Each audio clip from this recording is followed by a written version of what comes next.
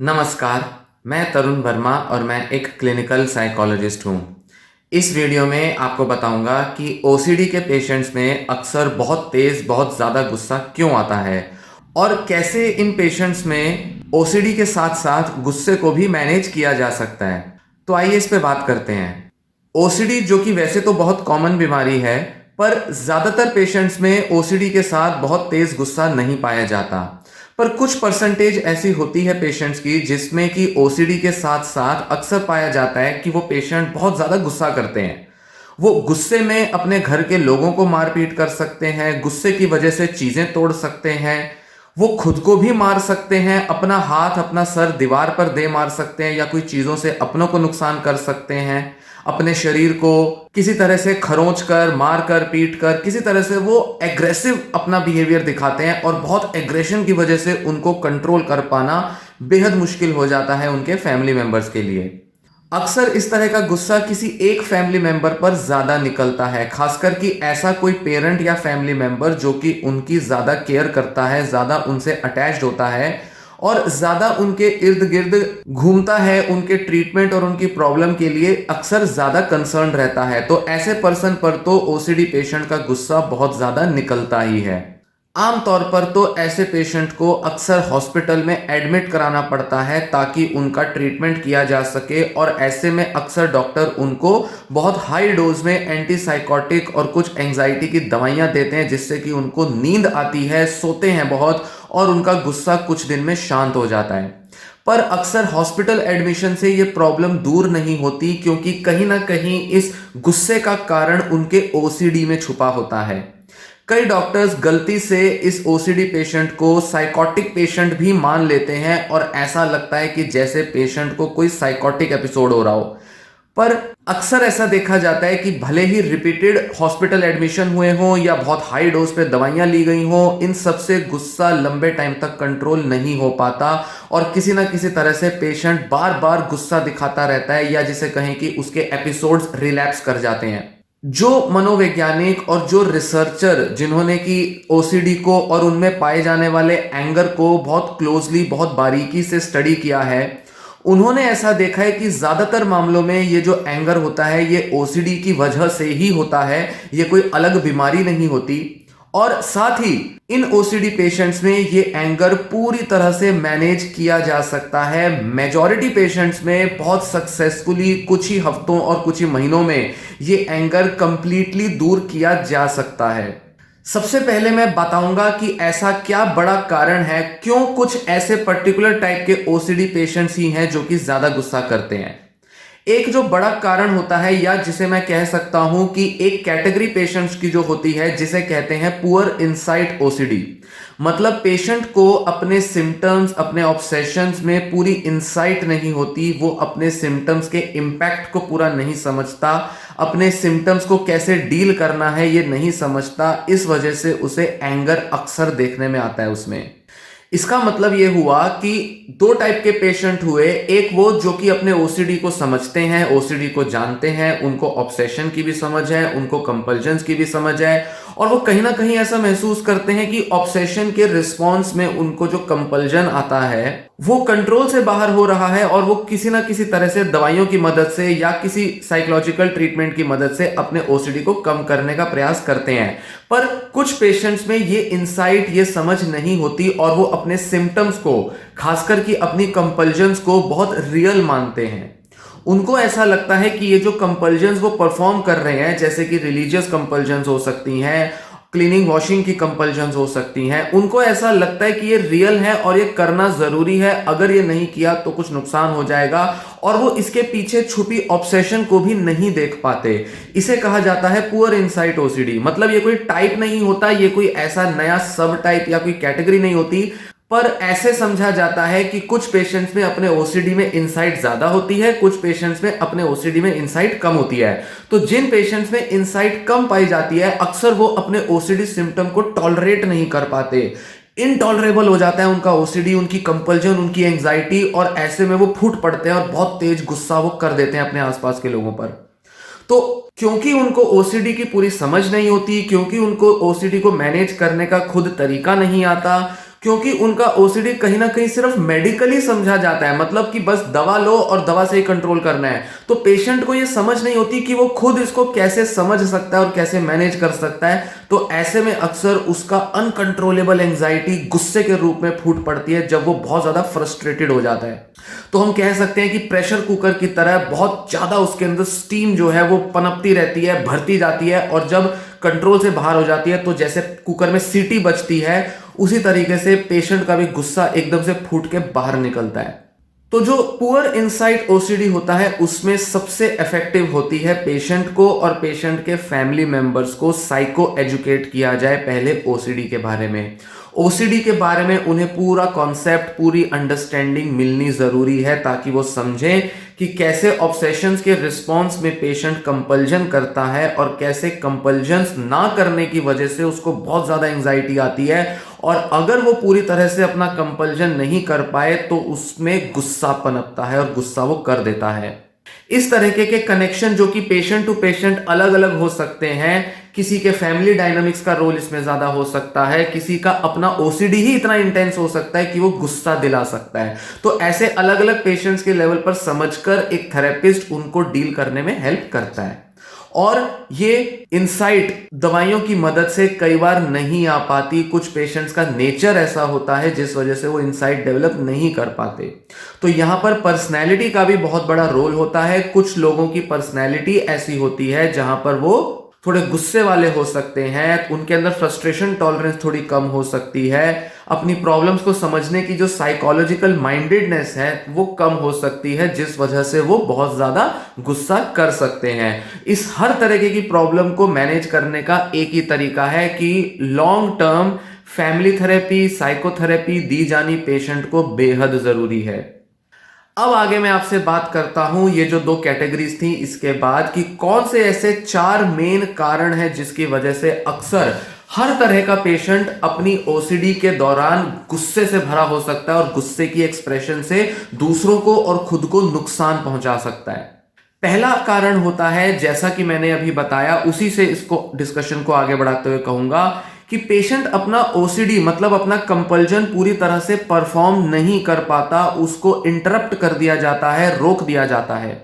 मतलब अक्सर ऐसा पाया जाएगा कि कुछ पेशेंट्स जो कि ओसीडी से पीड़ित हैं, उनके कोई ना कोई फैमिली मेंबर उनके ओसीडी में बहुत ज्यादा इन्वॉल्व होते हैं। वो उसको रोकने की कोशिश करते हैं, उसको बार बार टोकते हैं, मना करते हैं कि तू कंपल्जन मत कर, क्या करता है, क्यों करती है, क्या हो जाएगा इससे, उसको क्रिटिसाइज करने की कोशिश करते हैं। पेशेंट ऐसे में बहुत ही ज्यादा हेल्पलेस, बहुत ही ज्यादा लाचार महसूस करता है और वो अपने सिम्टम, अपने ऑब्सेशन को दबाने की कोशिश करता है, और कंपल्जन्स या ऑब्सेशंस को दबाने की वजह से उसके अंदर फ्रस्ट्रेशन आता है और वो बिना कुछ सोचे समझे गुस्सा कर सकता है। क्योंकि कंपल्जन्स और ऑब्सेशंस पेशेंट के अंदर बहुत ज्यादा एंजाइटी लाती हैं, पेशेंट को समझ नहीं आता कि उसके साथ क्या हो रहा है, तो उसको अपने ऊपर कंट्रोल फील नहीं हो पाता। पेशेंट जब कंपल्जन्स परफॉर्म करता है तो वो अक्सर अपने ऊपर कंट्रोल की फीलिंग डेवलप करता है। मतलब ऑब्सेशन हुआ और उसने कंपल्जन परफॉर्म किया तो पेशेंट को लगता है उसने कुछ किया जिसकी वजह से उसने अपने ऑब्सेशन से उठने वाली एंजाइटी को दूर किया। पर अगर उसको वो कंट्रोल छूट जाएगा, अगर उसको कंपल्जन परफॉर्म करने नहीं दिया जाएगा, तो पेशेंट को लैक ऑफ कंट्रोल, अपने ऊपर कंट्रोल की फीलिंग ना हो पाने के कारण पेशेंट को बहुत गुस्सा आएगा और वो अपने आसपास के लोगों पर टूट पड़ेगा। अनकंट्रोलेबल गुस्सा एक्सप्रेस कर सकता है, चीजें तोड़फोड़ कर सकता है, बिना सोचे समझे कि क्या सही है क्या गलत है, बड़ी से बड़ी चीज का नुकसान कर सकता है। टीवी, लैपटॉप, मोबाइल, महंगे से महंगी चीज तोड़फोड़ कर सकता है। तो ध्यान रखें, एक सबसे इंपॉर्टेंट रीजन जो होता है ओसीडी पेशेंट में गुस्से आने का, वो होता है कि वो जब अपनी कंपल्जन परफॉर्म नहीं कर पाता, एंजाइटी बढ़ जाती है, अपने ऊपर कंट्रोल नहीं रहता, तो नेचुरली पेशेंट गुस्सा करेगा क्योंकि कंपल्जन उसको अपने ऊपर कंट्रोल फील कराता है। दूसरा कारण इसी से जुड़ा है कि कई बार पेशेंट खुद भी अपनी कंपल्जन अपनी इच्छा से भी परफॉर्म नहीं कर पाते, क्योंकि पेशेंट चाहता है कि मैं परफेक्टली अपनी कंपल्जन परफॉर्म करूं, परफेक्शन के साथ पूरा करना है, अच्छे से करना है। बार बार करने पर भी जब उसको क्लैरिटी नहीं आती, उसको रिलीफ नहीं मिलता, उसका कंपल्जन ज्यादा बढ़ता रहता है, तो पेशेंट को अंदर से फ्रस्ट्रेशन आती है और वो गुस्सा कर सकता है। ऐसे में भी अगर कोई इंटरप्ट कर दे या किसी वजह से कोई इंपॉर्टेंट काम भी आ जाए, उसको अपने को डिस्ट्रैक्ट करने की नेचुरल नीड भी क्यों ना हो, वो पेशेंट अंदर से फ्रस्ट्रेटेड होगा और गुस्सा कर सकता है। तो आसपास जो भी होगा वो उसके गुस्से का शिकार हो जाएगा, कोई चीज भी पड़ी होगी तो वो उसके गुस्से का शिकार हो जाएगी। तो क्योंकि परफेक्शनिस्टिक फीलिंग को पूरा करने के लिए जब पेशेंट अपने को बहुत रेजिस्ट करता है, जब पेशेंट अपने को बहुत ही हेल्पलेस पाता है, जब उसको लगता है कि मैं परफेक्टली कंपल्जन नहीं कर पा रहा, तो फ्रस्ट्रेशन बढ़ेगा।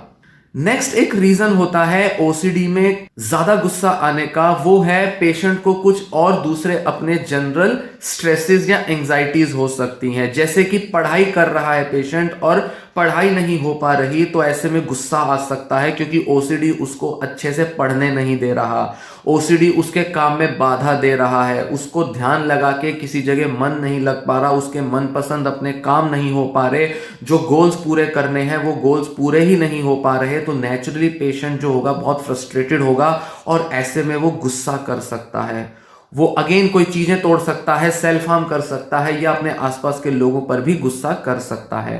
ध्यान रखें, मैं जितनी भी एक्सप्लेनेशन गुस्से को लेकर दे रहा हूं उसमें दूसरे लोगों पर गुस्सा तभी आएगा जब दूसरे लोग ज्यादा इंटरफेयर करेंगे या ज्यादा क्रिटिसाइज करेंगे या पेशेंट को ज्यादा टोकने की या ज्यादा उसे कंट्रोल करने की कोशिश करेंगे। अदरवाइज पेशेंट बेवजह अपने आसपास के लोगों को नहीं मारता, वो खुद पर या किसी चीजों पर गुस्सा कर सकता है। जनरली उसके अंदर गुस्सा भरा हो सकता है, पर वो दूसरों पर अक्सर गुस्सा तभी करेगा जब दूसरे तरफ से उसको क्रिटिसिज्म मिलेगा, धिक्कारा जाएगा। तो अक्सर ये साइकोलॉजिस्ट कहते हैं, सजेस्ट करते हैं, एडवाइस करते हैं पेशेंट के फैमिली मेंबर्स को कि अगर पेशेंट अपना कंपल्जन कर रहा है उसे थोड़ी देर के लिए कंपल्जन करने दिया जाए। कंपल्जन को रोकना, दूर करना, ERP CBT की मदद से दूर करना वो पेशेंट खुद करेगा। पेशेंट के फैमिली मेंबर्स को उसमें इंटरफेयर नहीं करना, जिम्मेदारी नहीं लेनी पेशेंट के कंपल्जन को दूर करने की, क्योंकि पेशेंट को रुकावट महसूस होगी तो उसका दिमाग बहुत फ्रस्ट्रेटेड होगा। तो चाहे वो पढ़ाई की वजह से हो या चाहे दूसरों के टोकने की वजह से हो, पेशेंट को इन सब चीजों में और उसके फैमिली मेंबर्स को भी सजेस्ट किया जाता है कि जबरदस्ती रोका ना जाए, जबरदस्ती ऑब्सेशन को दबाया ना जाए। बहुत से पेरेंट्स अक्सर इस बात को सुन के सरप्राइज भी होते हैं, क्योंकि कई बार कुछ पेशेंट्स के डॉक्टर ने, मतलब साइकाइट्रिस्ट ने कहा होता है फैमिली मेंबर्स को कि जब ये करे तो उसको रोका करो, करे तो मना किया करो। और ज्यादातर ऐसे केसेस में देखने में आता है कुछ पेशेंट्स को छोड़ दिया जाए जिनका शायद मैनेज हो जाता होगा फॉर सम रीजन, वो मैं आगे कभी डिस्कस करूंगा, पर मैक्सिमम पेशेंट्स के अंदर गुस्सा भरता है जब उसको कंपल्जन करने से रोका जाता है। तो साइकाइट्रिस्ट या कुछ डॉक्टर्स, कुछ थेरेपिस्ट भी ऐसा क्यों कह देते हैं कि पेशेंट को टोका करो, क्योंकि कई बार पेशेंट को खुद समझ नहीं आ रही होती और वो ज्यादा कर रहा होता है, तो ऐसे में टोकने से कई बार उसको रियलाइजेशन हो जाती है। पर वो पेशेंट की पर्सनैलिटी पर डिपेंड करता है कि कुछ पेशेंट्स दूसरे के द्वारा कराए गए कंट्रोल और रिमाइंडिंग से, कि उसको रिमाइंड कराया जाए तो वो कर लेंगे अपना कंपल्जन मैनेज, पर ना के बराबर पेशेंट्स ऐसे होते हैं और पेशेंट की पर्सनैलिटी देखी जाती है यहाँ पे। पर अगर पेशेंट की पर्सनैलिटी को देखे बिना, नजरअंदाज करके अगर हर पेशेंट के लिए एक रूल बना दिया जाएगा कि पेशेंट के फैमिली मेंबर उसे रोका करें, टोका करें, तो ज्यादातर केसेस में गुस्सा ही बाहर आएगा। तो इसलिए इस बात पर ध्यान देना जरूरी है। नेक्स्ट एक रीजन होता है कि पेशेंट के अंदर, क्योंकि जैसा बताया कि बहुत ज्यादा एंजाइटी होती है, तो पेशेंट के अंदर बहुत डिप्रेसिव फीलिंग्स डेवलप हो जाती है। पेशेंट के अंदर बहुत ज्यादा हताशा, डिसअपॉइंटमेंट हो जाती है क्योंकि वो अपने बहुत सारे काम, अपने गोल्स अचीव नहीं कर पा रहा। तो ओसीडी क्योंकि लंबे समय से बना हुआ है, दवाइयां काम नहीं कर रही, थेरेपी काम नहीं कर रही, तो ऐसे में भी फ्रस्ट्रेशन अपने सिम्टम और अपनी कंडीशन को लेकर बहुत बढ़ सकता है और पेशेंट के अंदर सुसाइडल थॉट के साथ साथ ऐसे में एग्रेसिव बिहेवियर पनप सकता है। तो कई पेशेंट्स के लिए अपना ओसीडी टॉलरेट ना कर पाना, इतने लंबे समय तक उसकी वजह से इतने नेगेटिव असर आ जाते हैं, उसकी वजह से पेशेंट अक्सर गुस्से वाले बन जाते हैं। नेक्स्ट एक रीजन होता है, चौथा और आखिरी, वो होता है मेडिसिन के रिएक्शन में या मेडिसिन के वजह से लोग अक्सर गुस्से वाले हो जाते हैं। मतलब या तो ओसीडी की दवा की वजह से गुस्सा बढ़ गया, या जो भी एंटी डिप्रेसेंट या जो भी दवाइयां दी जा रही हैं, एंटीसाइकोटिक कोई भी, उनकी वजह से गुस्सा ज्यादा हो सकता है उनके साइड इफेक्ट के तौर पे, जो कि होती तो है सिम्टम को कंट्रोल करने के लिए, पर साइड इफेक्ट आ गया गुस्सा बढ़ाने का। या पेशेंट के दिमाग में ये बात हो सकती है कि मुझे जो दवाइयां दी गई हैं, दवाइयां जो दी जा रही हैं, उनकी वजह से मेरी प्रॉब्लम बढ़ गई या कुछ हो गया। तो दवाइयों पर अपना गुस्सा निकालने के लिए अक्सर वो स्पेसिफिकली उन सिचुएशंस में गुस्सा करते हैं जब उनको दवाइयां दी जा रही हैं। तो जो पेशेंट दवाइयां नहीं लेना चाहते या छोड़ देते हैं, तो दवाइयों के डर की वजह से या दवाइयों से घृणा करने की वजह से डॉक्टर्स ने जो उनको जबरदस्ती किसी हॉस्पिटल एडमिशन के टाइम पर दवाइयां दी थी या घर वाले उनको जबरदस्ती दवाइयां देते थे, उसकी वजह से वो बहुत ज्यादा गुस्से से भरे हो सकते हैं और वो उन सिचुएशन में खासकर गुस्सा करते हैं जब दवाइयां दी जा रही हैं। या पेशेंट के दिमाग में हो सकता है कि उसकी प्रॉब्लम बढ़ गई, उसको कोई फिजिकल बीमारी हो गई या कुछ और प्रॉब्लम हो गई क्योंकि उसे दवाइयां दी गई थी। तो ऐसे में वो अक्सर अपने गुस्से को या अपनी प्रॉब्लम को अक्सर एसोसिएट करते हैं दवाइयों के साथ। तो ये रहे कुछ इंपॉर्टेंट कॉजेज जिसकी वजह से ओसीडी पेशेंट्स गुस्सा करते हैं। अब यहां पर इंपॉर्टेंट है समझना कि कैसे मैनेज किया जाए इस तरह का गुस्सा। पहली चीज, सबसे इंपॉर्टेंट चीज, कि ये जो गुस्सा है ये पूरी तरह से मैनेजेबल है,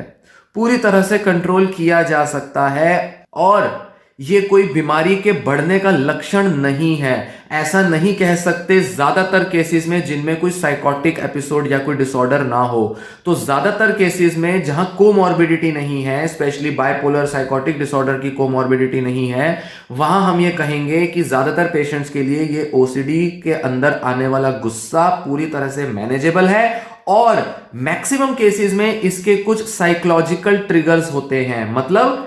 एंजाइटी बढ़ना, कंपल्जन परफॉर्म ना कर पाना, किसी फैमिली मेंबर के द्वारा बहुत क्रिटिसाइज किया जाना या टोका जाना,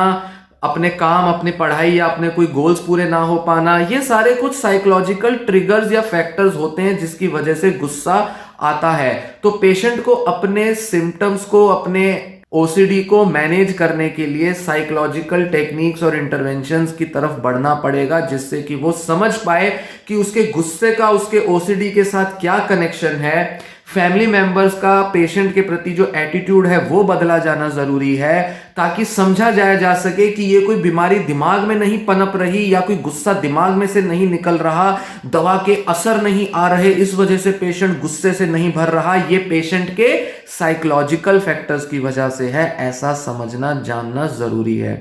इसलिए दवाओं को एट्रीब्यूट ना करें हमेशा जब भी गुस्सा आए। ये ना कहें कि दवाइयां असर नहीं कर रही, दवाइयों का गलत असर पड़ गया, पता नहीं प्रॉब्लम बहुत सीवियर हो गई, ओसीडी जो है वो साइकोसिस का रूप लेता जा रहा है, पेशेंट को अब एडमिट कराना पड़ेगा, किसी से कंट्रोल नहीं हो सकता। नहीं, हमें साइकोलॉजिकल फैक्टर्स समझने होंगे, हमें फैमिली के अंदर रिलेशनशिप्स के डायनामिक्स को मैनेज करना पड़ेगा और इसके लिए सिर्फ 2 ट्रीटमेंट्स ही पॉसिबल है, साइकोथेरेपी और फैमिली थेरेपी। फैमिली थेरेपी भी साइकोथेरेपी का पार्ट होता है, बट